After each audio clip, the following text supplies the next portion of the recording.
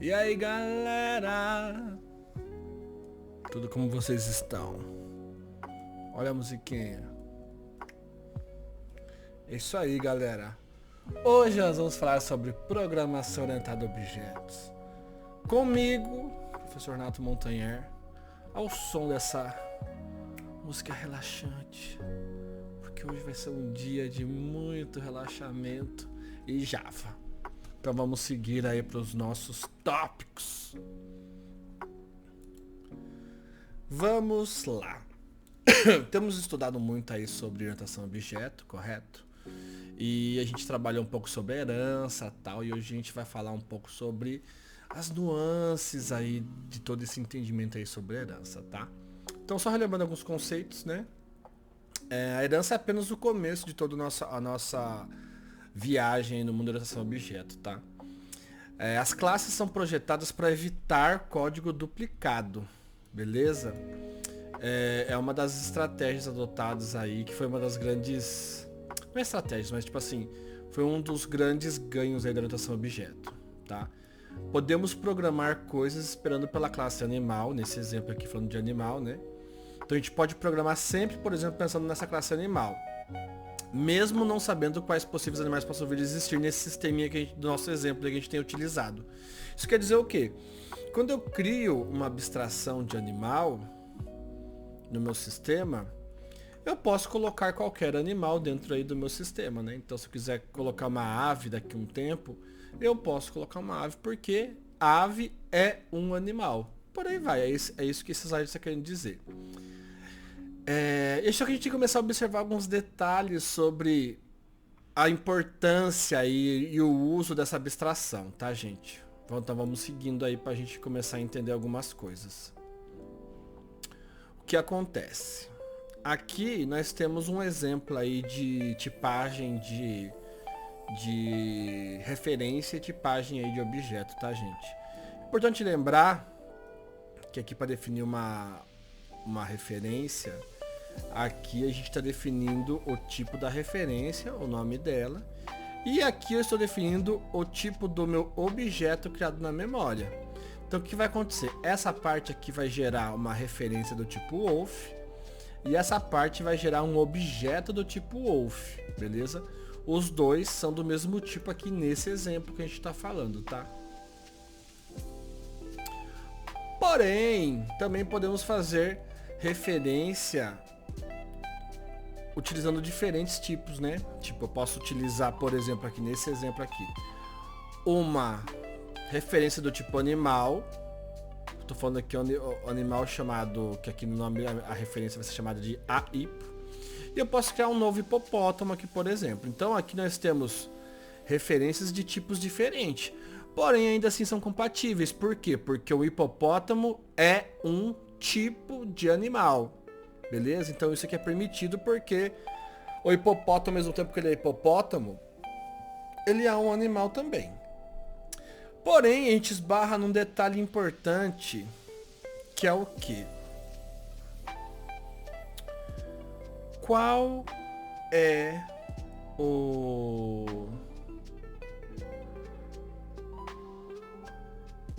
um formato de animal? O que esperar quando a gente vai criar um animal? É estranho que eu coloquei aqui a minha cara aqui. Será que eu sou um animal? Não, não sou um animal. Então eu vou pular aqui pra fora e vou... Ixi, fica aqui pra baixo. Mas enfim, vai ficar assim. Aqui nós temos um exemplo do que? De um tipo de referência animal. E aqui eu estou construindo um animal. Só que o animal, ele tem aquela ideia abstrata, né? O que a gente vai esperar de um animal? Se eu falar que eu tenho um animal na minha casa, você não vai saber se é uma baleia, você não vai saber se é um cachorro, você não vai saber se é um pássaro. É uma ideia abstrata, tá? Por mais que eu possa referenciar um cachorro, que é uma ideia concreta, como um tipo de animal, eu não posso construir um animal e entender o que vai ter dentro desse animal. Eu não sei se esse animal aqui vai uivar, vai voar, vai nadar. Então aqui é o que a gente entende de uma ideia abstrata. Isso implica no quê? Que eu não sei qual é o tipo de objeto que vai ser construído aí com o nosso sistema. Beleza? Então assim, pode ser qualquer coisa. Isso faz com que a gente pense no quê? que algumas classes não devem ser instanciadas. Beleza? O que exatamente é um objeto animal? Ele voa, ele cacareja, ele muge, não sei, é uma ideia abstrata. Eu sei abstratamente, de maneira abstrata, o que representa um animal. Porém, eu não sei detalhes concretos dele, eu não sei se ele é capaz de voar, de latir. É uma ideia abstrata. A gente precisa de animal para manter o polimorfismo, porque a gente quer às vezes representar um conjunto de animais como animais. Mas queremos que os programadores usem somente as classes abstratas, né? Mas queremos que os programadores usem classes menos abstratas, né? Que seriam as mais concretas, como cat e dog, que são ideias concretas de animais, né? E não a classe animal em si. Então o que eu estou explicando nessa parte? Que a gente quer manter a classe animal para fins de organização do meu código. Beleza? Eu não vou usar a classe animal para instanciar um objeto, e sim para categorizar subtipos como cat e dog, ok? Como que a gente representa uma ideia de classe abstrata no Java? Utilizando a palavra-chave abstract, beleza? É possível usar a classe mais abstrata, mas apenas como uma variável de referência. Então uma classe abstrata, ela vai servir muito mais com o propósito de ser uma referência, porque ela não pode ser instanciada. Então, nos momentos que eu quero tratar um objeto sobre uma tipagem abstrata, eu posso usar essa tipagem para usar como referência, porém nunca para criar um objeto. Até porque criação de objetos e utilização de referências são coisas distintas. E se você não sabe a diferença, você precisa estudar agora. Beleza? Seguindo nesse caminho, como que a gente pensa o projeto aí de classes abstratas e de classes concretas, tá, gente? O que tem numa classe concreta? Elas são... Não, tá sem acento aqui. Elas são específicas o suficiente para serem instanciadas. Então, são classes que têm uma ideia, né, formada. Tipo cachorro, gato, sei lá. Que tem ideia formada, que não é uma coisa muito abstrata. E não existe nenhum problema em criar esse tipo de objeto, tá? Então isso daí são coisas que você tem que encarar no seu sistema e entender se é necessário ou não, tá? Como que eu crio isso aí no meu... Opa! Aí no meu... Na minha classe. É só colocar... Ai, Jesus. Aqui, ó. Abstract. Abstract class, o nome da sua classe. E a extensão que for aí que você for utilizar caso você precise. Então imagina que a gente criou o nossa classe canino, né, que ela estende animal, e a classe canina só tem esse run, que isso é meio que um rugido aí, tá? Aqui no caso a gente vai ter uma classe de teste, e aqui eu crio uma variável do tipo canino e eu recebo um novo dog. Canino é abstrato. Então assim, criar uma variável do tipo canino e usar para referenciar um dog, tá tudo certo, pode acontecer. Porém, aqui eu acabei de criar um new canine. Então eu estou tentando criar um objeto na memória de um tipo abstrato. E, conceitualmente, o termo abstrato implica no quê? Que é uma ideia abstrata, que não deve ser criado um objeto. Quando eu definir que a classe canino é abstrata, o que o compilador Java vai fazer? Vai falar assim, ó. Não pode, ó. Canino é abstrato. Não pode ser instanciado. Olha só como a gente tá. Estamos entendendo a teoria aí por trás do compilador, beleza? Então, a classe abstrata não tem utilidade, valor, razão de existir, a menos que ela seja estendida, beleza? Então a classe abstrata ela é um super tipo aí pra gente categorizar objetos aí concretos aí no final da vida, aí, digamos assim. Quem se encarrega do trabalho em tempo de execução serão as instâncias das subclasses que necessariamente são concretas, beleza? Então aí tem um conceito aí do que é abstrato e o que é concreto. Nesse sentido, o que nós vamos fazer agora? Quem dessa galera aqui é abstrata? Pensem aí, dá um pause aí no vídeo.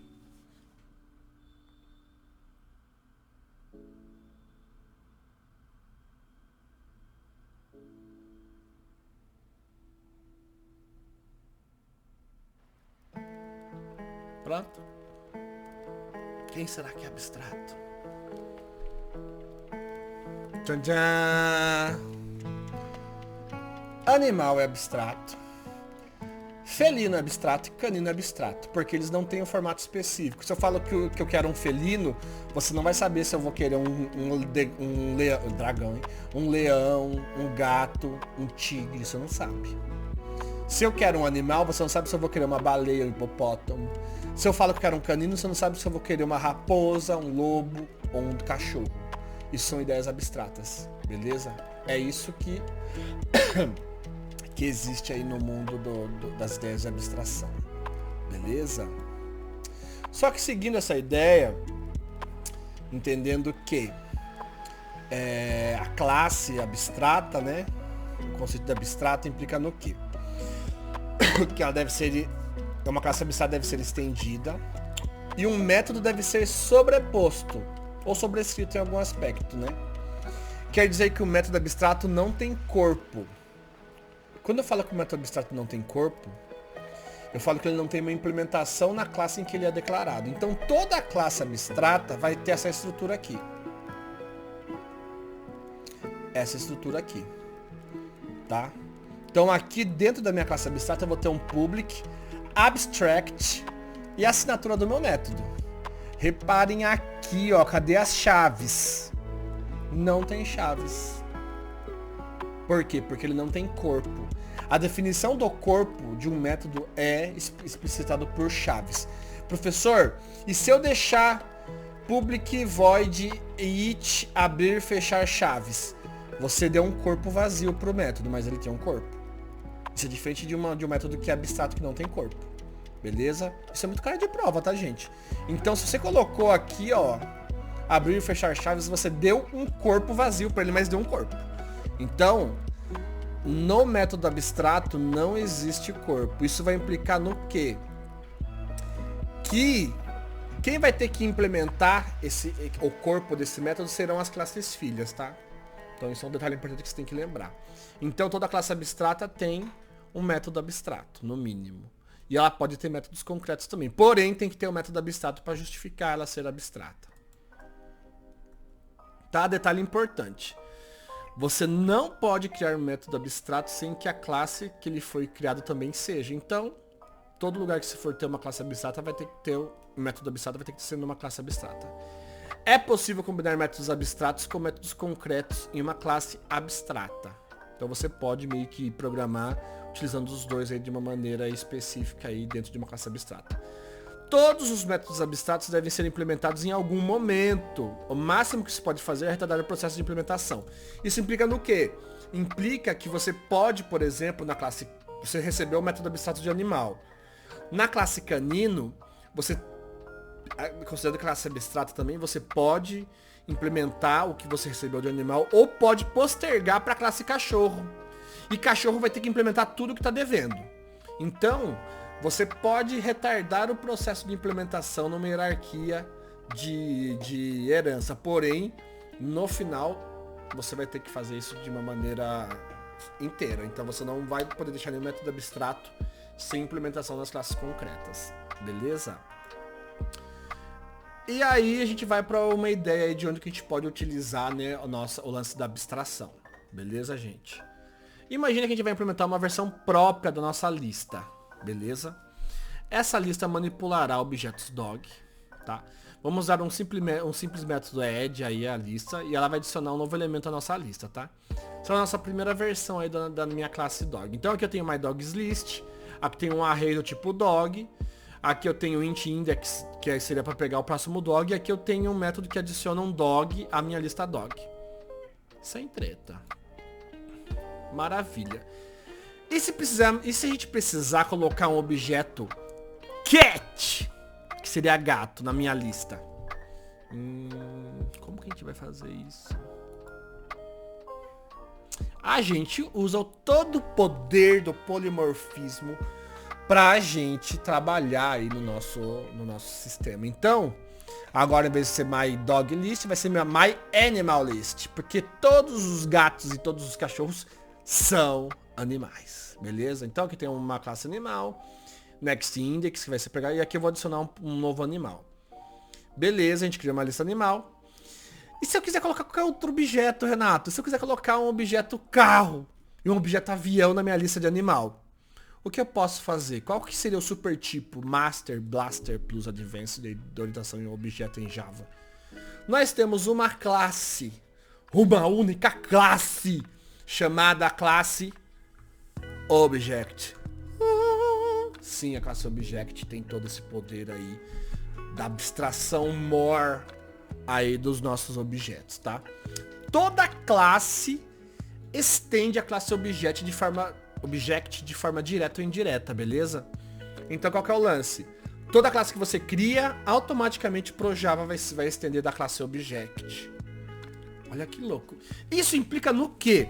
Que toda classe vai ter esses 4 métodos aqui que a classe Object tem. Equals, que alguns já procuraram, né?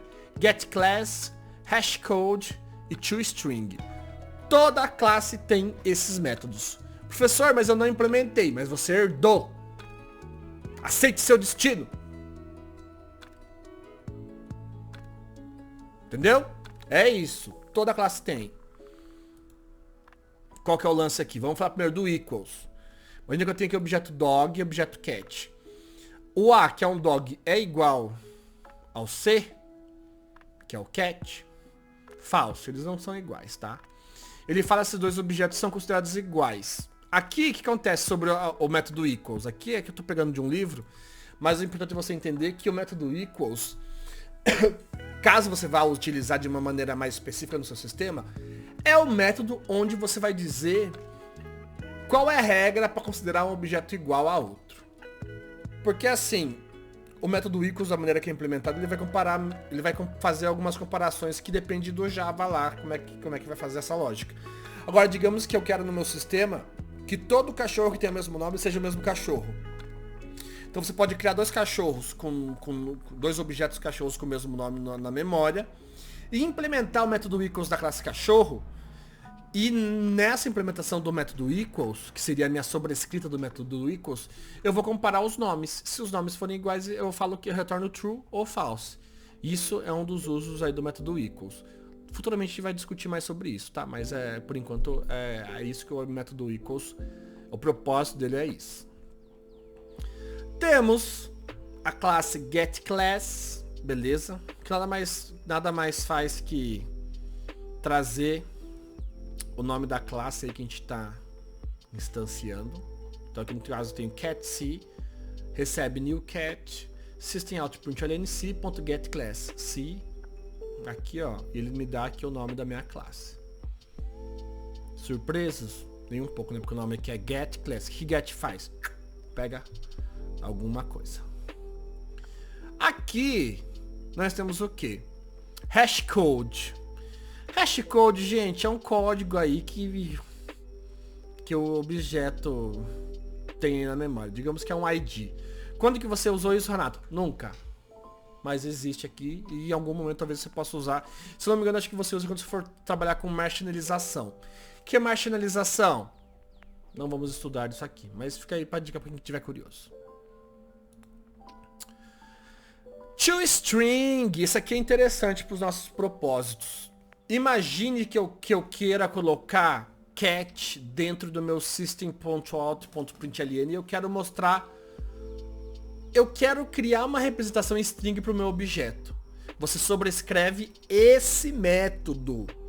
Então, quando você implementa o método toString, é a forma com que você quer que aquele seu objeto seja representado. Você tem um objeto cachorro que se chama jagunço. De ação, tinha um cachorro chamado jagunço. Saudade dele. Mas enfim, você tem um cachorro chamado jagunço, beleza? Se você quer que esse objeto seja referenciado, seja exiba na tela a string jagunço, quando eu quiser mostrar uma string desse objeto, é só você implementar esse toString. Entendeu? É como se falasse assim, olha, pra representar esse carinha como uma string, chama o método toString. Ele vai funcionar. Beleza? Então é isso que a classe Object faz. Ele te dá alguns métodos aí para você utilizar. Mas então o que acontece? Nossa, resolvi minha vida. É só deixar tudo como object e eu vou poder colocar qualquer tipo de objeto no meu sistema.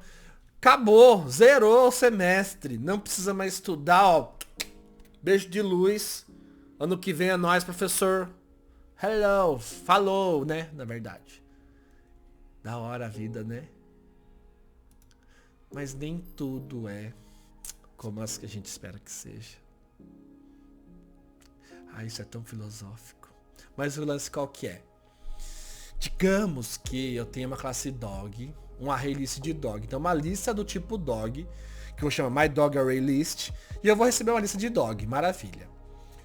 Criei um dog chamado a dog, e aqui eu criei um novo dog aqui referenciado. Então aqui eu tenho um dog na memória. Okidoki. Eu crio o meu myDogArrayList e adiciono esse cara aqui na minha lista de dogs. Então aqui estou recebendo um dog, aqui estou recebendo um dog. Daí eu crio uma nova referência de dog, retornando get0, que é o dog que eu acabei de criar aqui na lista. Beleza? Então aqui o que aconteceu? Criei uma lista de dog, criei um objeto dog, adicionei esse mesmo dog aqui na minha lista.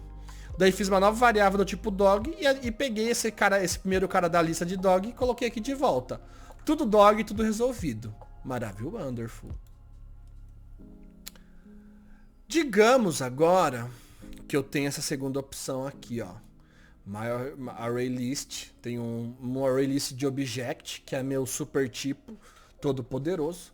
Vou chamar ele de myDogArrayList e vou criar um ArrayList de object. Beleza. Então essa lista aqui é só a lista de object. Crio uma nova classe dog, chamado um novo objeto dog, né? New dog aqui, que vou chamar de adog. E eu vou adicionar esse meu dog para essa lista. Então o que acontece? Estou adicionando um dog na minha lista de objeto. Beleza? Daí eu vou precisar fazer esse código aqui. Né? Então eu vou fazer myArrayList, vou pegar o cachorro que está na memória, aqui referenciado aqui na minha lista de objeto, e jogar no dog. Vai funcionar? Não vai funcionar. E agora, José? Por que não funciona, professor? Por quê? Qual que é o lance, gente? A partir do momento que eu coloco um dog numa lista de objeto, ele se torna uma referência de objeto. Eu não posso colocar um objeto num tipo dog, porque o objeto é abstrato demais e o dog é muito específico. Você não consegue garantir que um animal seja um cachorro. Então você não consegue garantir que um objeto, uma classe object, seja um carro, um cachorro. Então isso gera problemas aí para o que você está programando, né? Então aqui, digamos que eu tenho esse método aqui, por exemplo. Eu crio um dog. Então aqui eu sei que o objeto é dog. Eu sei que meu objeto aqui é um dog. Porém, quando eu coloco ele numa referência do tipo objeto, eu não consigo colocar ele numa referência do tipo dog mais, porque ele se tornou um objeto, e objeto abstrato. Como é que faz? Ó. Tipos incompatíveis. Tipos incompatíveis, cara. Aqui o tipo objeto, ele requer um tipo dog. Oh my god. O que a gente faz? Ah, professor, você muda o cachorro aqui que você colocou, você muda o tipo dog para esse tipo object. Funcionou tudo. Funciona tudo, gente. É isso. É uma vez que se vive. Daí eu pergunto para você. Um objeto consegue latir? E agora? Objetos não latem. Meu Deus, professor.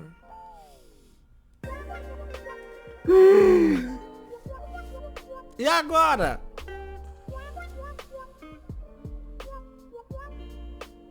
Temos um problema. Mas, professor, eu sei que é um objeto dog, a gente criou um objeto dog na memória, cara. Você tá louco, panqueco? Não. O compilador decide qual método você vai acessar de acordo com o tipo de variável. Tá errado de novo aqui minha acentuação. De acordo com o tipo de variável de referência que você utiliza. Isso implica no quê? Se você tem uma variável do tipo objeto e você lembra que o tipo objeto só tem quatro métodos, isso vai implicar no quê? Que você só vai acessar esses 4 métodos referentes a objetos do seu objeto cachorro. Oh my God! Então aqui, professor, eu sei que aqui é um objeto dog, eu não tô louco. Realmente, criança, você não está louco. Mas você é louco de querer utilizar uma referência do tipo objeto, esperando que a referência de objeto tenha o método latir. Porque imagina que a referência é um controle remoto. Beleza? Aqui o seu robô, o seu objeto tem várias funções. Porém o seu controle remoto só tem 4 botões que você pode acessar com esse controle remoto. E nesse exemplo aqui, você só tem o botão do hashcode, do equals, do getClass e do toString. Com esse controle remoto, você não consegue latir.